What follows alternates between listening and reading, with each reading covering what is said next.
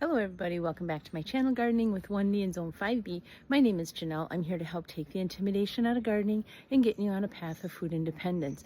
Today I'm going to work on making some celery salt. September 20th, I had taken a bunch of celery that I got at the store, chopped it up to dehydrate, and I put the butt in the ground to get it.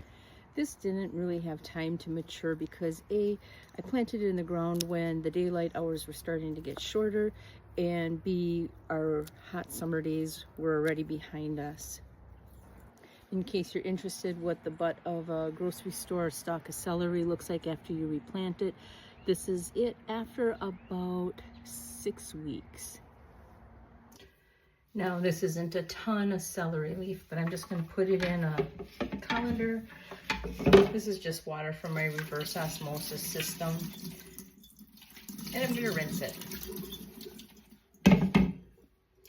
Now, after it's rinsed, I'm just going to move it over here to this paper towel, and let's just give it a quick blot.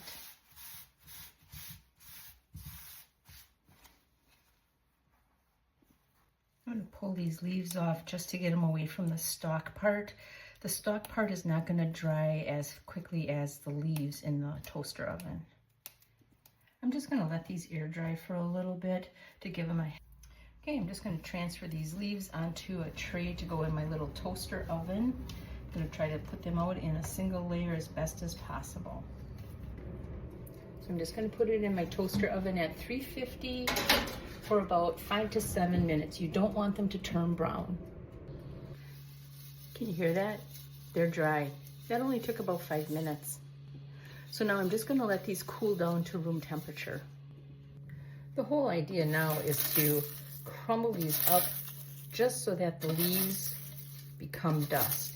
I want it to be about the size of the grain of salt that I'm using. And in this, now I'm just going to add about a ½ teaspoon of the kosher salt. This is a 1 teaspoon measure.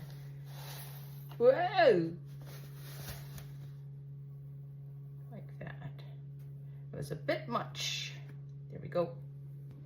And for those of you who have never seen kosher salt, you can see it's kind of large. The flakes, those large flakes will help suspend the celery leaf that I put in here, and then I get my end product like this. Here you can see how the grains of salt are almost the same size as the celery leaf.